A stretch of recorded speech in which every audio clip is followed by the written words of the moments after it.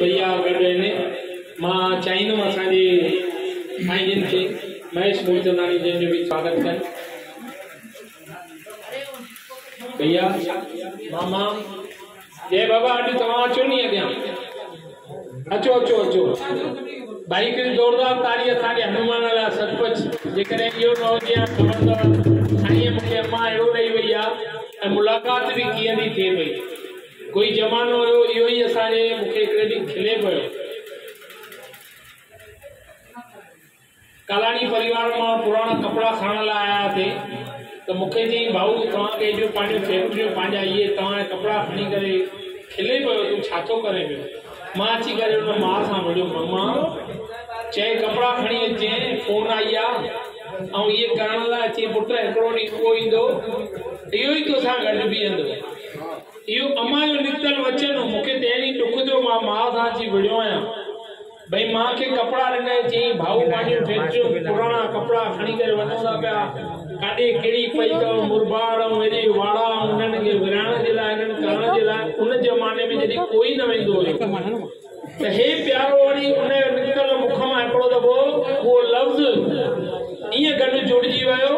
जो अॼु बि हुनजी रहमत न त इहो खिलण वारो माण्हू अॼु मां थो सम्झां मुंहिंजे मथां हमेशह मुंहिंजो हनुमान थी करे रहण वारो सचपच मां चाहींदुमि अचो जे विच ते अरे अरे अॼु मुंहिंजी दिलि थी आहे दिलि भाऊ न अचो दीदी अचो अदाए मां शाल ख़ास तुंहिंजे लाइ घुराई आहे भाऊ मई देवी की जय डबली वडन में आसी से जगह मूंखे मिली आहे अरे कर अब सिलेंडर ते वो महीनो पूरो अम्मा बमेना पंहिंजे घर में कंहिंखे बि कुझु बि न चवण हिकिड़ी हिते रोज प्रार्थना न घणी मगजमारी न ई हॉस्पिटल में डॉक्टरनि जे चकरनि में सच्चाई अथव हाणे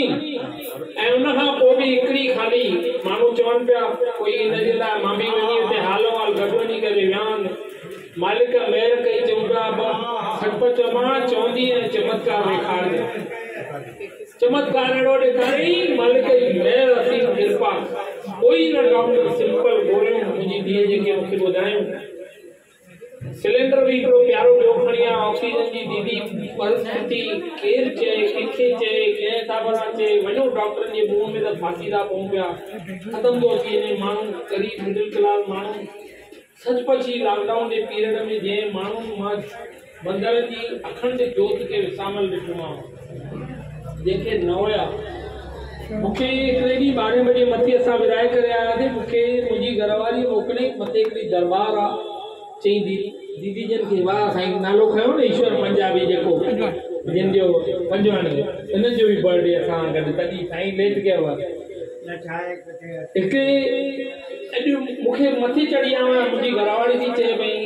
दरबार में हिन में मां चयो भई वठंदा साईं दरबार वारा आहिनि आदि जुगाड़